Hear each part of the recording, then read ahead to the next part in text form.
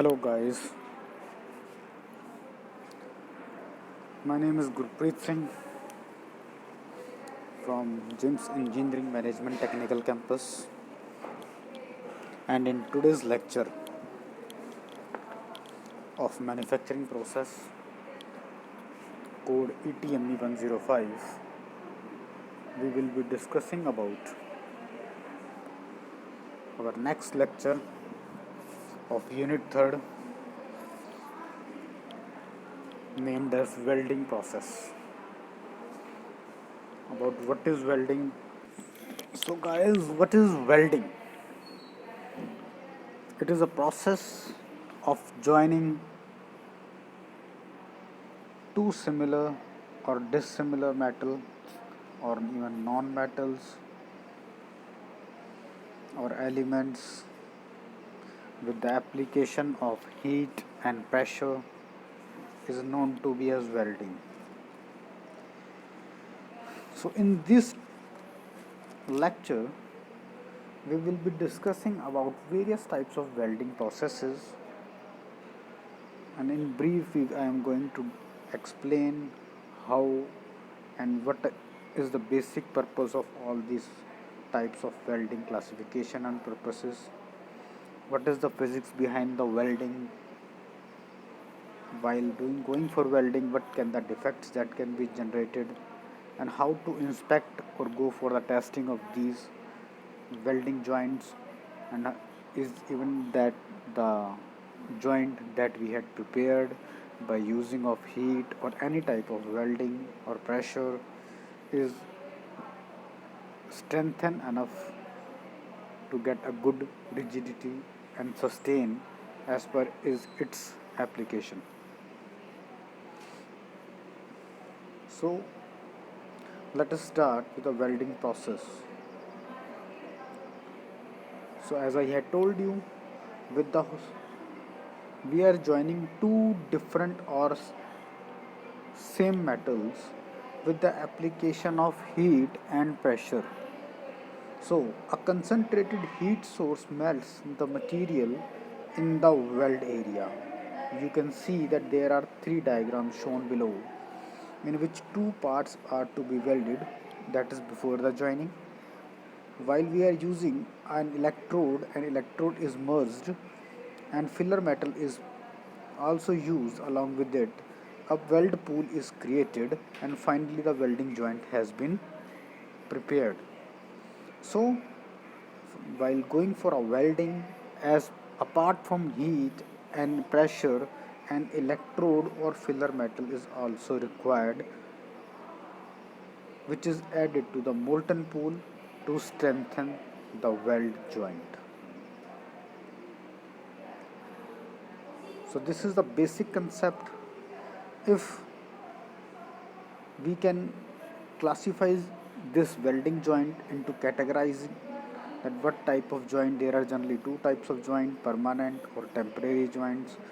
That it is the welding is classified as a permanent joint. If we go for temporary joints, then by joining by the means of bolts, screws or temporary fasteners like rivets are considered as temporary fasteners or temporary joints. So welding is most extensively used, especially in industries.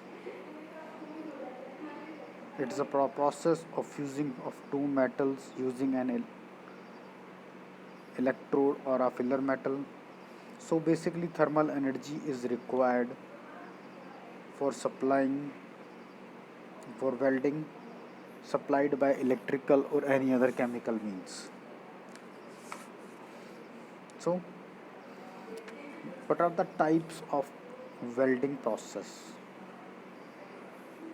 It has been classified into many categories, and few of them are most of them are shown in the figure in the flow chart, that how what are the basic types of welding process as shown in the diagram, that it is furtherly mainly classified into five types of welding. One is oxy-fuel gas welding, which can also be known as gas in the other form of other name as gas welding. Arc welding, that is also be termed as electric arc welding or electric resistance welding, or no, sorry, solid state welding. Like solid state welding and others are unique process, like as soldering, like as brazing, like as electro beam welding, and these are the further classifications of all the categories of welding process. If we go symmetrically, the oxy-fuel gas welding is of two types, that is oxyacetylene welding or pressure gas welding. If we are using oxygen and acetylene as a gas, then it is called oxyacetylene. If we are using another gas, then another gas which is pressurized gas, so pressure gas welding. If we go for arc welding, in which arc is generated, that can be classified into many categories. That is most commonly used welding: metal arc welding, carbon arc welding, TIG, MIG, tungsten inert gas welding, plasma arc welding, submerged arc welding, or even pulse arc welding or inert gases welding. Even atomic hydrogen welding is also considered as arc welding. Whereas in resistance welding, where a heat is generated by rubbing two, and as this heat is generated with a small amount and a fusion welding is done, so that is categorized into resistance butt, resistance spot, resistance flash, resistance seam welding, resistance projection welding.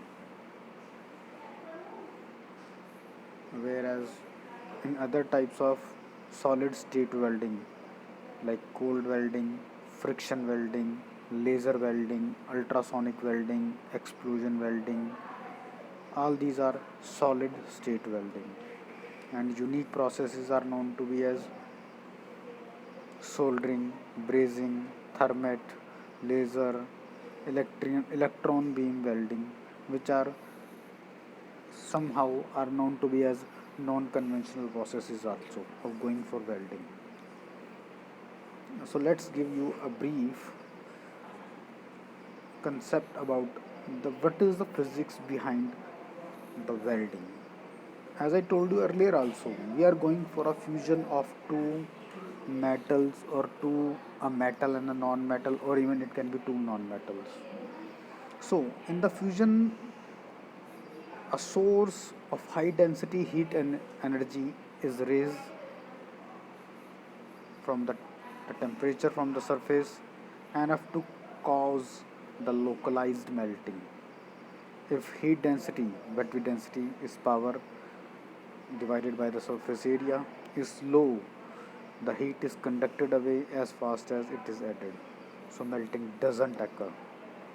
But to occur it, to make the joint rigid and strengthen enough, we have to increase the temperature. So the first form of welding, that is arc welding, clearly shown. An arc is produced using an electrode with the help of an AC DC power source. The weld pool is maintained, in which electrodes that can be used as, it can be consumable, non-consumable, but electrodes, and even bare and coated electrode both can also be used. If we talk about the classifications, electrodes are basically divided into two categories: consumable electrodes and non-consumable electrodes. And further, they are classified into again two categories of bare and coated electrodes, in which a flux is added. That electrode is known to be as coated electrodes, whereas in which flux is not used, then that electrode is known as bare electrodes. As the name suggesting, non-consumable, which is not consumed during welding; consumable electrode, which is consumed during welding. So, consumable electrodes are further classified into bare and coated electrodes. And coating of what a flow flux is done, the weight of the coating is 1.5 to 30% of the weight of the electrode rod. These are the two diagrams of tungsten inert gas welding and metal inert gas welding. We are applying an electrode as a filling metal or a metal with a gas.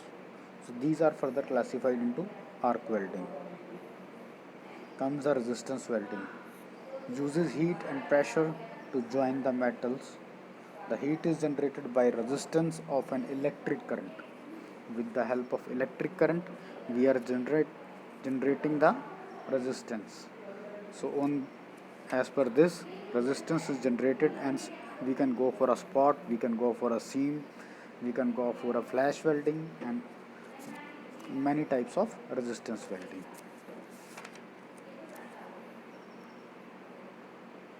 Oxy-fuel welding, that is also known as gas welding, in which basically two gases are used, and most commonly used gases are oxygen and acetylene gases. So in which there are two cylinders of one is oxygen and other is acetylene, connected with a welding torch through a hose pipe with the hose valves on the oxygen cylinder as well as on the torch to control the amount of gases, and through tip a fuel flame is produced to join the metals. So the flames that are produced are neutral flame, oxidizing flame and carburizing flame, depending upon the amount of heat required. If the amount of heat that is to be produced is around above 3000, is between like about 3000, 3200 to 3300, the neutral flame is used. If we go for 3500, then oxidizing flame is used, and if we have to go for carburizing flame, then the temperature attained is around 3000 degrees Celsius. So in this, combustion of gases takes place. In the laser welding, we use a laser beam to melt the metals and can be used for deep and narrow welds. That is also a most commonly used a narrow welding. Diffusion, in which two parts are diffused by using heat as well as pressure, that is also called a solid state diffusion. The temperature is less than half of the melting temperature. Next comes the friction welding, in which the pressure and the friction heat caused by mechanical rubbing, usually by rotation. So in this, metal is joined by rotation and by generating heat with the help of a friction.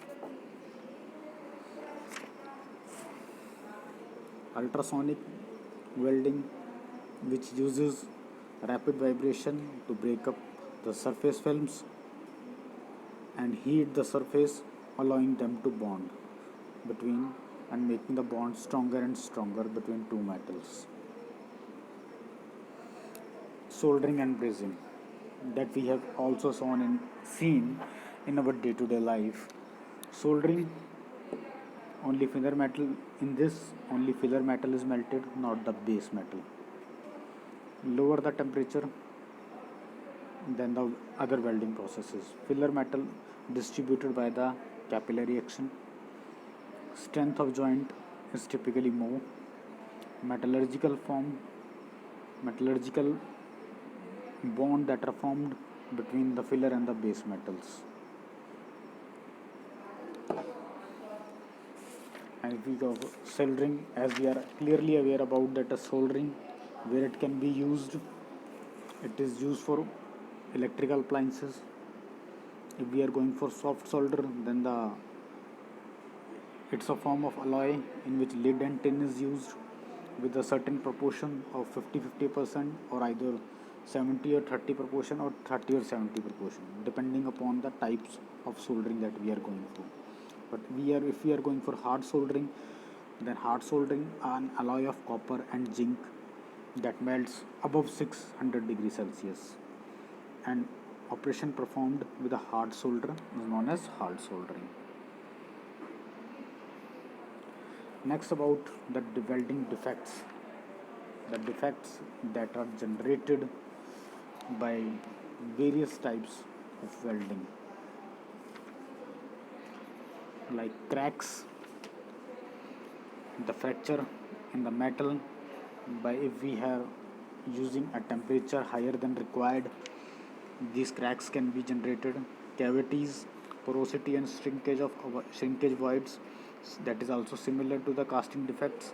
If the gas entrapped in the welding pool doesn't escape, then these cavities are formed. Solid inclusion, it basically generates in the non-metals. If we are diffusing two non-metallic solid materials and their properties are not matching, then solid inclusion occur. Incomplete fusion, that is also similar to that solid inclusion, but it occurs in the metal. That occurs in the non-metal, it occurs in the metal region. Imperfect shape, if we are not, both the joints are not properly aligned or not end to end matched, then we will get a imperfect shape or unacceptable contour. And other types of defect are air strike, that can damage the workpiece, excessive spattering, drops of that molten metal over the workpiece, and scattering of that weld pool. So due to it can be due to arc blow or arc crater. So these defects are generated while going for welding. How to go to inspect? It can be visual inspection by looking with our normally with our naked eye. We can look that the piece is misaligned or the spattering of metal of the weld pool is done. Even that non-destructive evolution use various methods so that do not damage the specimen. In case of destructive testing, methods in which weld is destroyed during the test or to prepare the specimen. Visual inspection, as I told you earlier, like by cracks or by cavities or by misalignment or by change in the shape, that is visible from the surface. Non-destructive, dye penetrate and fluorescent penetrate test, used as a dye fluorescent subscreen to smell the defects more visible. Magnetic particle testing, limited to ferromagnetic materials only. Ultrasonic testing uses the transmission of sound through the specimen. Discontinuous scatter or absorb the sound. Radiographic testing uses X-rays or gamma rays to detect the flaws. So basically these are the ways by which we can detect the defects generated during welding process. In the next slide we will be discussing about the classification